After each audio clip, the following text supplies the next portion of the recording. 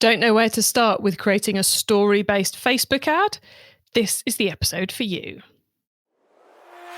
You're listening to the Keep Optimizing podcast to increase your traffic, improve your conversion rates, and grow your profits.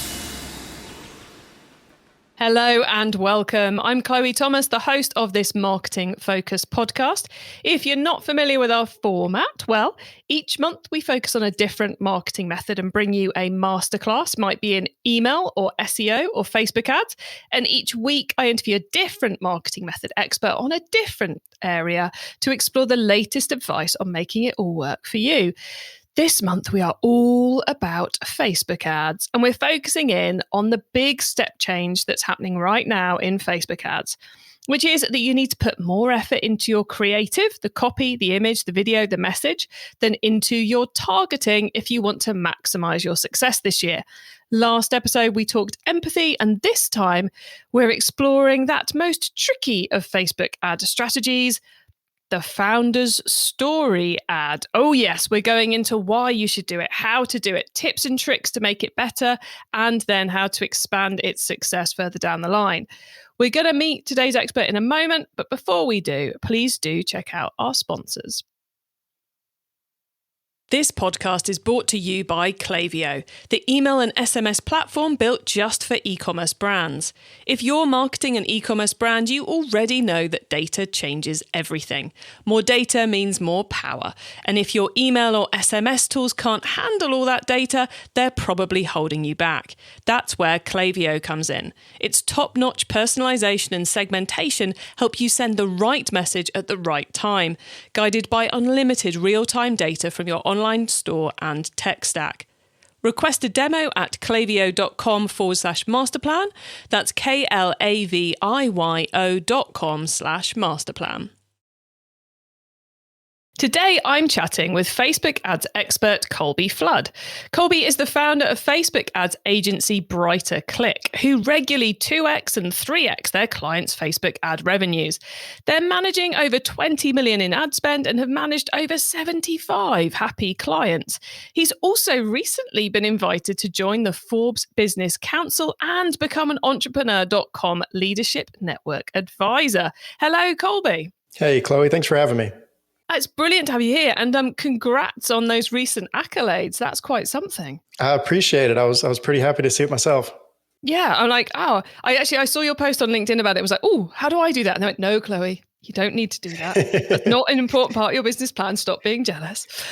So yeah, huge congrats. Well done. I appreciate it. I would like to find out how you did it, but that's not what we're here to talk about. We're here to talk about Facebook ads. So let's start off with, how did you get into Facebook ads? What led you to create your agency? Yeah, that's a good question. It starts with our core value, which was education first. I was freelance marketing for a while. I was doing a little bit of everything, email marketing, website design. I don't know if you've freelanced before, but I fell in that trap of trying to do it all. And really started taking to Facebook ads for e-commerce companies. Stuck with that for a while, continued to just drill in and educate myself on that. And fast forward to 2020, December 2020, we started scaling the agency and started hiring. And in 2021, we grew 300%, and here we are now. Wow, that's impressive, and some impressive numbers as well, clearly. And I've read your customer testimonials, and they love what you're doing. So I guess thank you for sparing the time with all that you're up to come on and talk to us. I appreciate you having me. I'm looking forward to it. So we are talking in this episode about that nutty, annoying, difficult, but can be incredibly powerful Facebook ad format, the founder story, the product story, which people like me go around telling everyone they should be doing, but often fail to actually explain how. And I know from my years in this industry and how awful many people's About Us pages are, how much people struggle with telling this story, and especially to get it in a format good enough to put in an ad. So first off, why should we take ourselves through the process of creating the founder story? That's such a good question. What I'll say is I know it's difficult. Even so I myself, I tell people they need to do it. I tell clients they need to do it. I have a hard time doing it for myself and for my business. It's very important because it adds the human aspect to your business.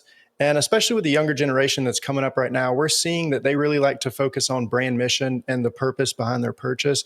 And having a well-crafted, honest, and accurate founder story can tie in your brand and the mission behind it to the viewer and create that relatability that really gives them a purpose to purchase with your business. So it's a huge driver for putting a face to the name, I'll say, and making your business more than just a product or a service. Because it's exactly what all the surveys, all the research, and where the money's going these days is. Yeah. Consumers want to connect with your brand. Yeah. And if you're not telling them who you are, it makes them really, really hard to connect. So I guess where does this fit in the purchase journey? Because I could make a good case for it being at the beginning of the funnel. A lovely brand awareness video where we capture the video views and turn it into an audience and then sell later down the line. I could make a case for it being the last one before purchase. I could make a case for it being post-purchase. So where are you finding it works well for your clients? Yeah, so we really do find that it works top of funnel and middle of funnel very well. And if we're looking at top of funnel, very focused on the actual founder, the actual business story, the reason they form their business, the mission behind their brand. And if we look at it middle of funnel, you can take that brand story, you can take that founder story and even tie it into the testimonial or the UGC creative that you're pushing out on middle of funnel as well. So generally top, middle of funnel, and then bottom of funnel, that's where we're pushing purchase. That's where we're pushing the value or the offer that they have. No, so we definitely need different ad formats for the different stages. So we go deep on story, top of funnel, then middle of funnel. How do you bring UGC into a founder story? I mean, I was thinking, I love the idea of the founder story plus the UGC because those are two hugely powerful ad formats. But how on earth do you get those combined? So it's kind of outside of the box, if you will. You're not the UGC, the testimonial is not saying Colby Flood at BrighterClick did this from it can, but generally it's focused on like, what is the purpose behind the messaging with your founder story? Is it your brand mission? Are you really focused on one specific part of your business?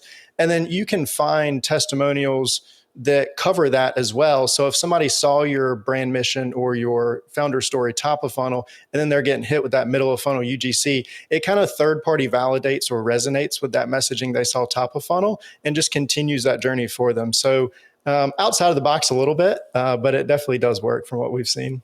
Oh, cool. So it's not here's the founder story. I give these water bottles 5 stars testimonial. It's here's the founder story. Here's a customer reflecting the founder's story back and going, if the founder says, I love dogs, the customer is saying, I love the fact they love dogs. Yeah, something like that. Yeah, that's a good way to put it. Yeah.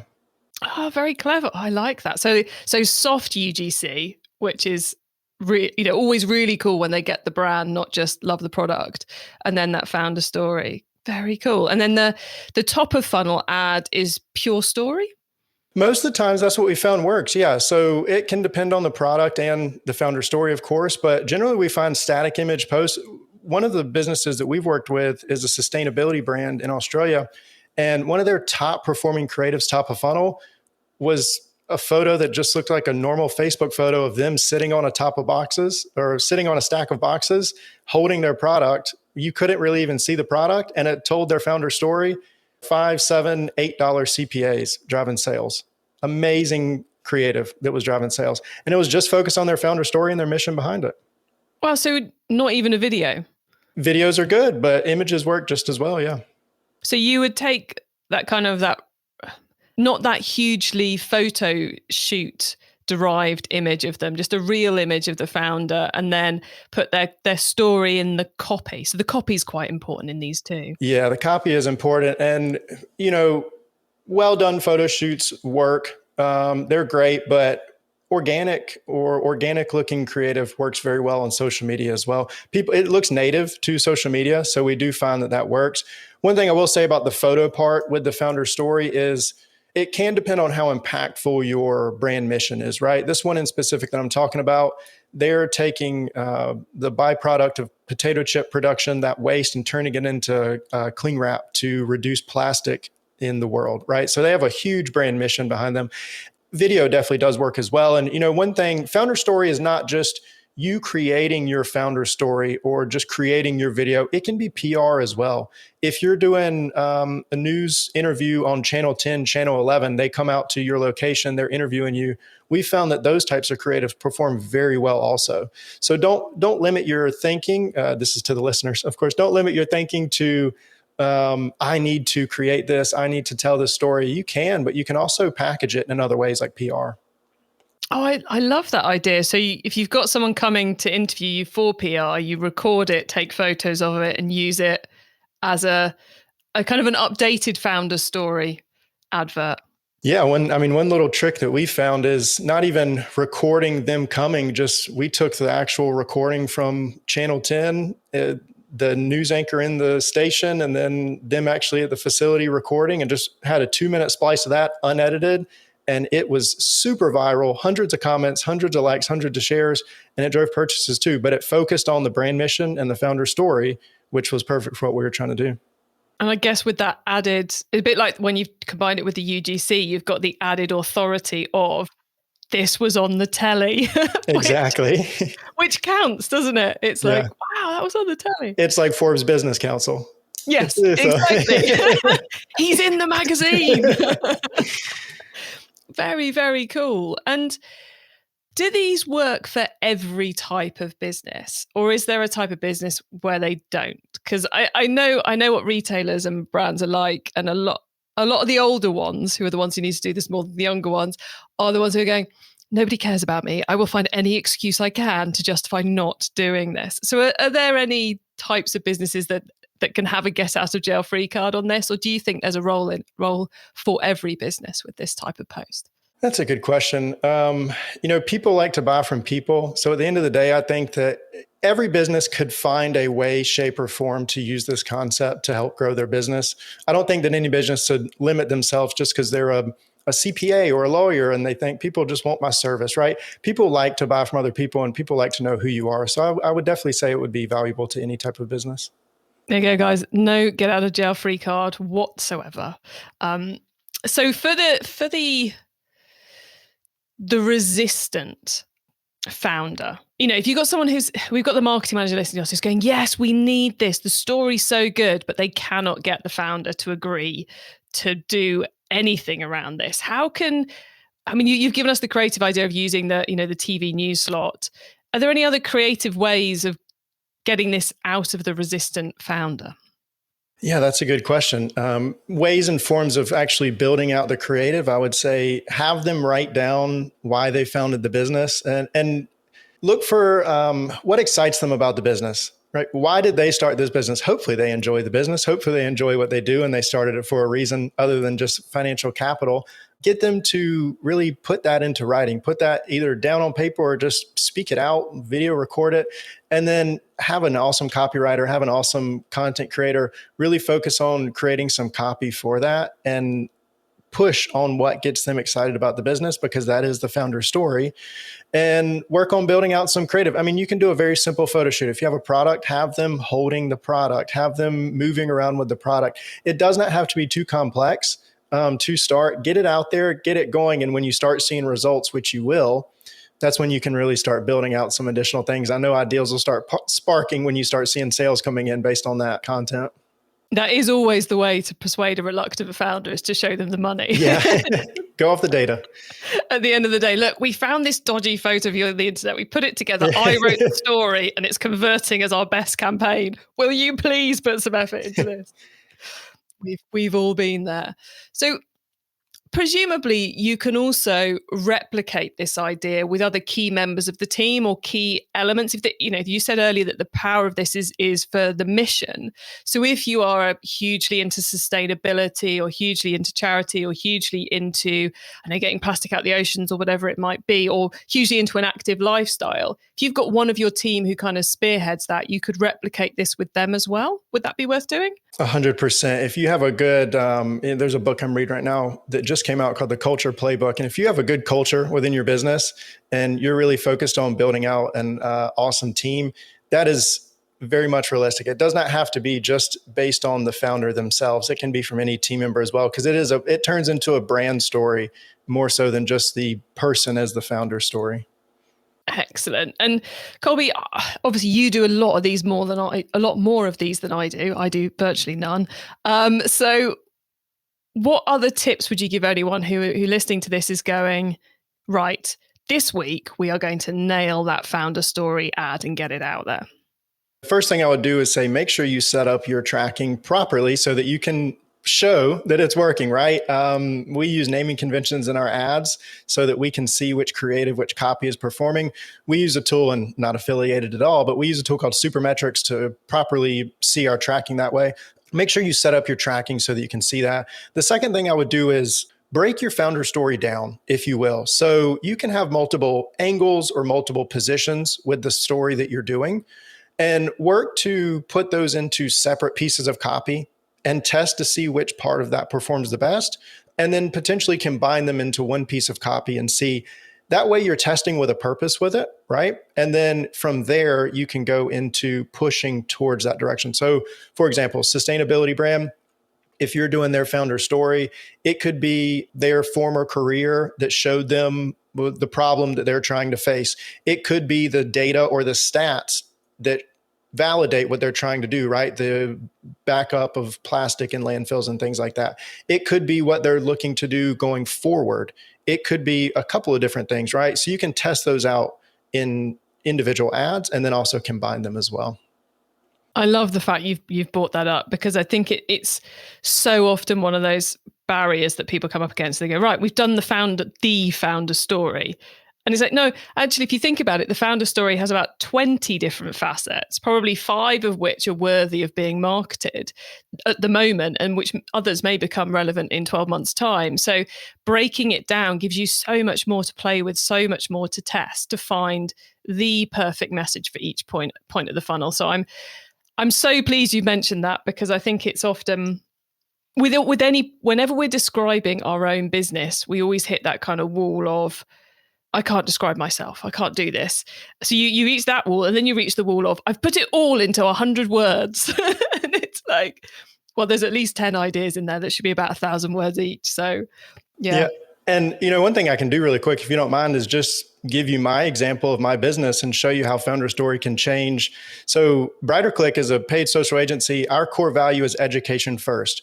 We like to focus on providing our team members with education. We like to focus on providing our clients with education-focused communication. And our goal in the future is to build out free universities for education. Okay, that's our purpose, right? That's no founder story. You hear that, you go, oh, okay, are they going to get me results? Like, okay, that sounds great, right? The founder story is rewind back to 2015.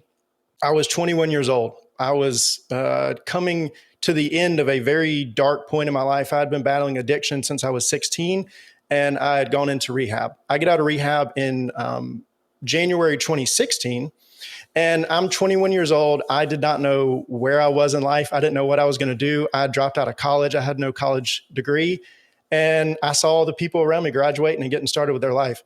I did not know where I was going to go, right? So I started working 80-hour weeks in retail, realized I did not like it, and did what I knew best, which was educating myself. I started purchasing books off of Amazon. I started finding courses on YouTube. I started looking for educational courses, paid and free.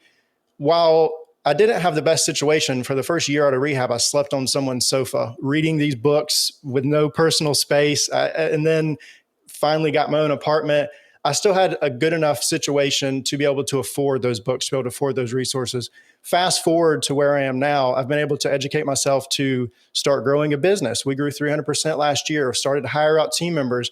And now our core focus is educating our team.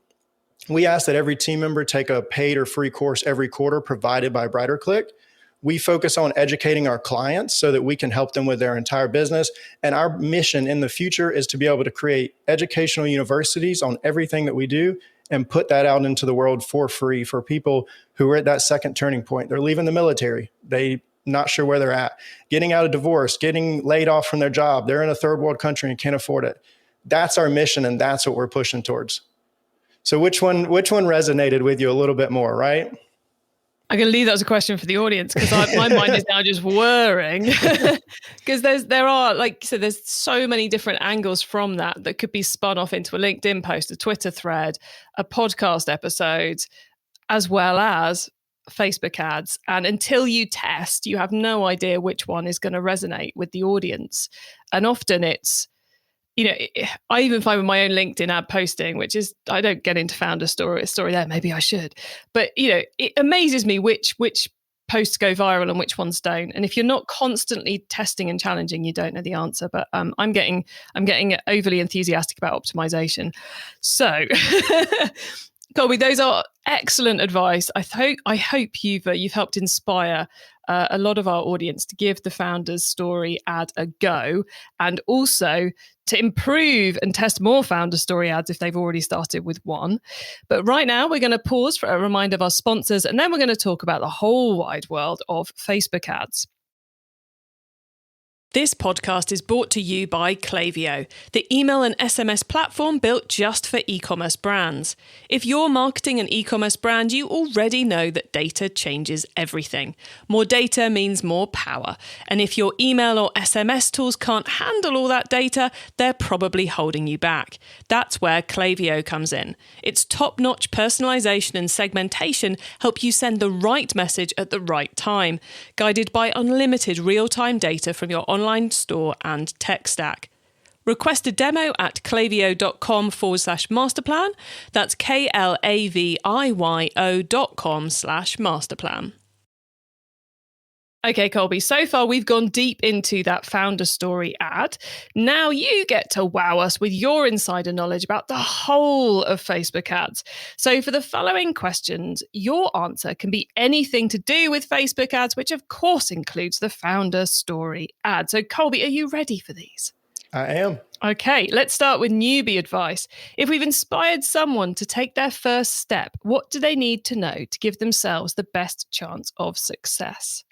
You need to go into Facebook ads. You need to go into any channel, but Facebook ads, especially with a purpose, right? What specific part of your business are you trying to grow? Are you looking for purchases? Are you looking for brand awareness? What specific collection or products are you really trying to push? And what audience are you trying to reach?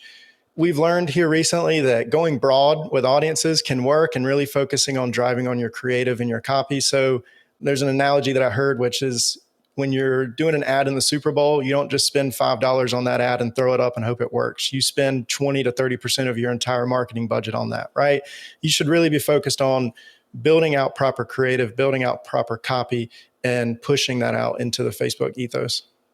I love that advice, because with the economy we're going into at the moment, you need to be spending in the right places and putting the effort behind the spending. And Facebook ads are not a box to tick on your marketing plan.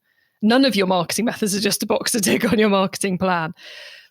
Anyway, before I get ranty on that subject, which apparently that's what I'm like today, question number 2, Colby.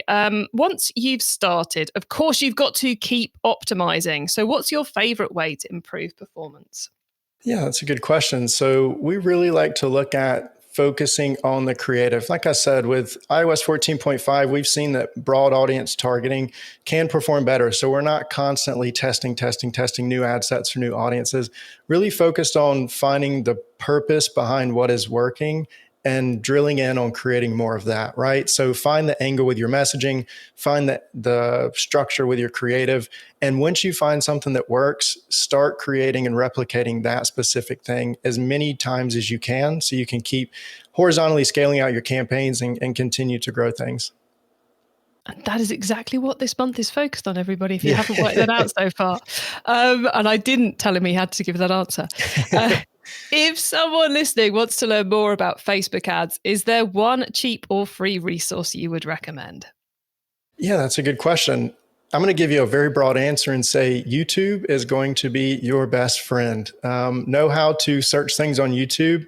And, Facebook ads is not something you learn at university. It's something you learn by doing, and it's something you learn from other people that are doing it. So either find things on YouTube or join a mastermind group like Ad Signals, or can't remember what Foxwell's group is called, but find a group with other people that are achieving what you want to be doing. And everyone, we will work out what that other Facebook ad group Yes. is when we finish recording, and we'll make sure there's a link to it in the show notes for you all. Okay. So those of you who are going, I need it now. Don't worry. You will be able to access it at the point where you're hearing this, just not at the point where we're recording it. Colby, that's awesome advice. Thank you. As you mentioned, just in your answer there, Facebook ads is a constantly changing space. Hence, we have to be learning from our peers all the time. So the last question is our crystal ball question. What's coming up in the next 6 to 12 months we should be getting ready for? That's a good question. I'll tell you at least what Zuckerberg told us that is coming up, which is their main focuses for this year. Yeah, I never thought I would Hawkeye Mark Zuckerberg's Facebook and then tell people about it. But their focus this year on 3 main things for paid social, which is the algorithm, and we're hopeful that there's going to be great updates there. They're focused on e-commerce tools. So they're really starting to push Facebook and Instagram shops.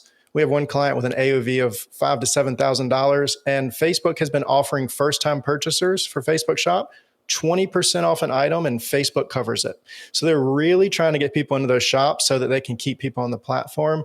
And then Instagram Reels, they're really trying to take back TikTok. It's the same situation when they came out with stories to combat Snapchat.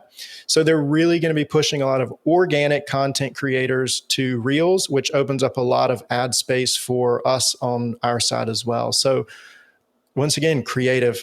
TikTok is all about creative, and Instagram Reels is going to be all about creative as well. Excellent insight, especially, loving the Zuckerberg references there. Bizarrely, he doesn't get mentioned very often, despite the fact we spend quite a lot of time each year talking about Facebook. Okay, Colby, thank you so much for all that insight. It's been brilliant chatting with you. We are very nearly at the end of the show, which means it's time for you to let the listeners know where they can find you and your business, please. So you can find us at brighterclick.com. We have opportunities to connect there. And then you can reach out to me on LinkedIn. Look me up, Colby Flood, or email me, colby@brighterclick.com. Easy as that, everyone. Colby, thank you so much for being on the Keep Optimizing podcast today. You've given us a lot of inspiration to take our ads up a level this year. So thanks so much for being here. I appreciate it. Thanks for having me. So there you have it, everybody. No more excuses for not putting together your founder story for your Facebook ads, and quite frankly, your About Us page too. Excellent insight there from Colby. And I loved that example of his own founder story, because I challenge you guys to see how many different ads you could come up with from his story as an exercise to get you ready for creating yours. Those of you who are going, what's the Australian brand he was talking about that does the cool cling film? They are called Great Wrap, and we will put a link to them and a link to their Facebook ads in the show notes for you. You can get those, the full transcript of this episode and all the rest of it at keepoptimizing.com, where you can also sign up for our monthly Q&A webinar, because as part of my mission to help you improve your marketing, I've invited all our Facebook ads specialists to join us for a live Q&A session. That's going to be your chance to get your questions answered, and I suspect we'll be talking more about what might be coming down the line for Q3 and Q4 in Facebook world. And you will find out all the details of that at keepoptimizing.com. Thank you so much for tuning into this episode of the Keep Optimizing podcast. If you've enjoyed the episode, then do scroll back up to episode 101, where we focus on empathy in advertising, and Rob shares his blueprint for easily working out which emotions to use. So if you've done your founder story and you've found a whole host of different angles that you could create ads from, if you also do your empathy blueprint, then it will help you work out which ones to start testing first. Please do also tell your fellow marketers about the show, because I want to help as many marketers as possible to improve the performance of their e-commerce marketing. So if you can spread the word, you can help me help them. Have a great week, and make sure you listen to the next episode so I can help you to keep optimizing your marketing. Access everything Keep Optimizing at keepoptimizing.com. That's with an S, not a Z.